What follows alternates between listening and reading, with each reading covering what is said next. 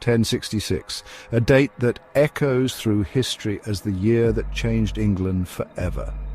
This was more than just a single battle or a shift in power. It was the beginning of a new era. The Battle of Hastings brought together ambition, betrayal, and strategy, deciding not only who would wear the crown of England, but also the cultural direction of the nation for centuries to come. In this video, we'll unravel the full story of this monumental event. We'll dive into the lives of the claimants to the English throne, explore the build-up to the confrontation, walk through the battle itself, and examine the dramatic aftermath. And of course, we'll reveal how the events of 1066 still influence Britain today. So sit back and join us as we explore the story of the Battle of Hastings.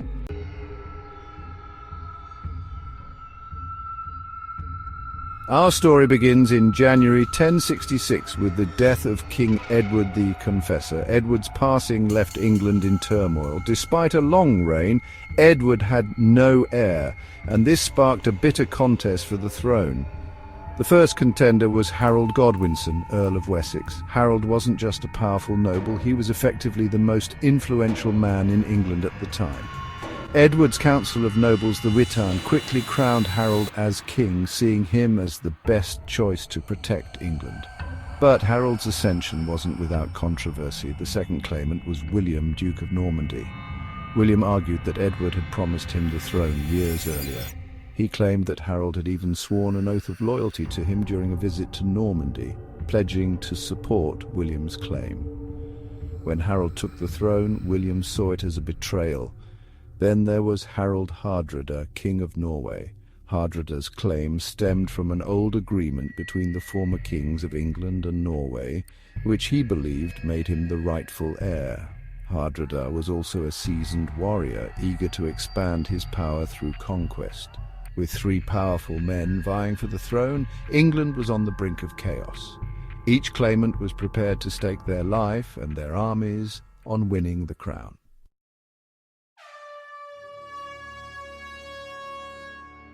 Harold Godwinson's coronation in January 1066 set off a chain of events that would lead to war.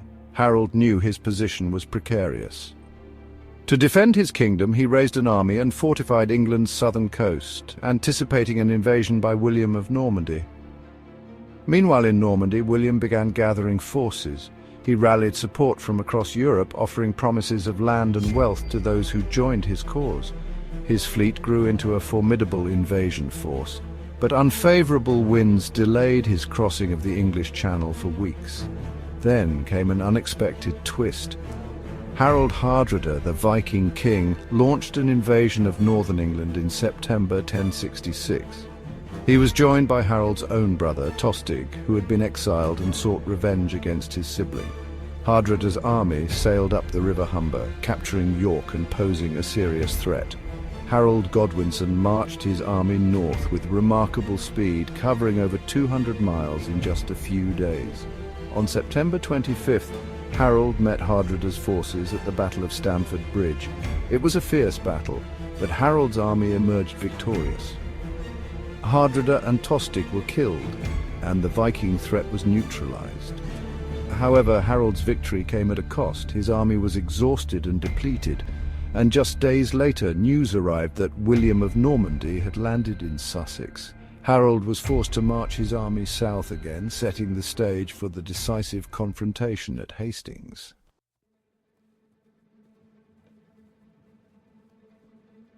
The morning of October 14th, 1066, dawned cold and grey. Harold's army, made up largely of infantry, took up a defensive position on Senlac Hill near Hastings. The Anglo-Saxons formed a shield wall, a time-tested tactic designed to repel attackers. William's Norman army was a more diverse force. It included infantry, cavalry, and archers, giving him a tactical advantage. He began the battle with a barrage of arrows, but the shield wall held firm. Wave after wave of Norman infantry and cavalry charged the hill, yet they couldn't break through the determined English defense. For hours, the battle raged in a brutal stalemate. Then William used a cunning tactic that turned the tide. He ordered his troops to stage a feigned retreat, luring some of Harold's soldiers off the hill in pursuit. The tactic worked perfectly. As the English forces broke ranks, the Normans turned and counterattacked, creating chaos among Harold's lines. The final blow came late in the day. Harold Godwinson was killed, likely struck by an arrow to the eye, a moment immortalized in the famous Bayeux tapestry. With their king dead, the Anglo-Saxon army crumbled. William had emerged victorious.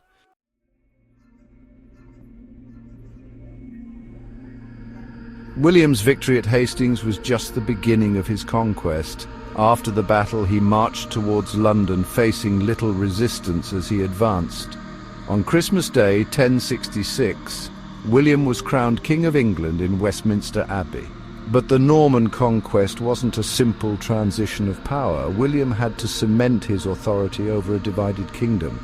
He confiscated land from the Anglo-Saxon nobility and redistributed it to his Norman followers. This marked the beginning of the feudal system in England, fundamentally changing the social and economic structure of the country. The Normans also reshaped England's culture. French became the language of the court, influencing the development of modern English. Norman architecture transformed the landscape with iconic structures like the Tower of London, symbolizing their dominance. Despite his victory, William faced ongoing resistance. Rebellions erupted across England, and it took years of brutal campaigns to crush opposition. The most infamous of these was the Harrying of the North, where William's forces devastated large swathes of northern England to suppress dissent. Yet, for all the bloodshed, the Norman conquest laid the foundation for modern Britain. It fused Anglo-Saxon and Norman traditions, creating a unique cultural and political identity.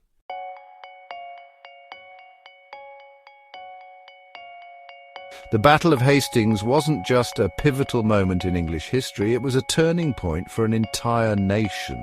It marked the end of Anglo-Saxon rule and the beginning of a new era under Norman leadership.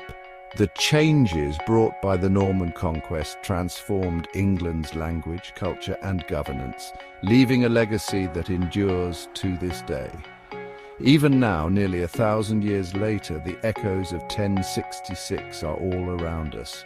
From the castles that dominate the English countryside to the words we use every day, the events of that fateful year continue to shape modern Britain.